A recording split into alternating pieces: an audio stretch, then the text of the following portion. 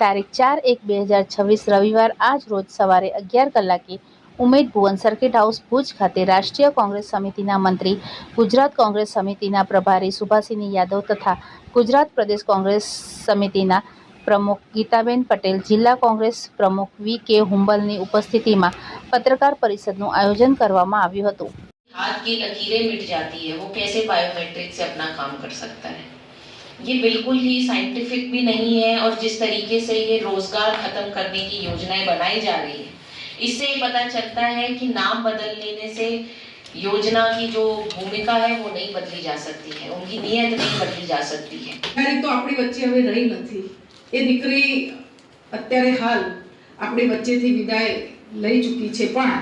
એના માતા પિતા, એના પરિવારને ન્યાય અપાવવા માટે આજે ઉત્તરાખંડની અંદર બહુ મોટી સંખ્યામાં મહિલાઓ દ્વારા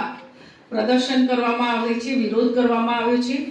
અને એને લઈ અને આજે અહીંયા પણ અમારી મહિલા કોંગ્રેસ દ્વારા અમે લોકો એના ન્યાય માટે માગણી કરવાનો એક કાર્યક્રમ પણ આપવાના છીએ। ગુજરાતની અંદર ભાજપ સરકાર જ્યારે છેલ્લા 30 વર્ષથી રાજ કરી રહી છે ત્યારે કેટલા બધા દિવસે ને દિવસે મહિલાઓ પર અત્યાચારના બનાવો ખૂબ વધી રહ્યા છે। મહિલાઓને ન્યાય અપાવવા માટે મહિલા કોંગ્રેસ સદંતર તૈયાર હોય છે, પણ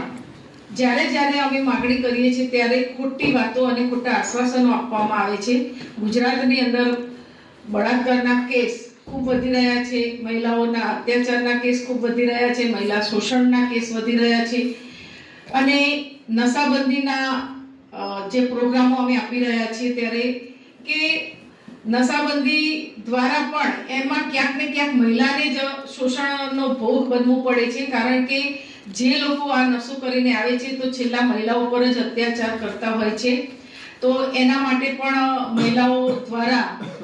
દરેક ગામે ગામ, દરેક શહેરની અંદર જ્યાં પણ આવા કોઈ અડ્ડા ચાલતા હોય તો ત્યાં જનતા રેડ દ્વારા પણ અમારી મહિલાઓ આગળ આવી રહી છે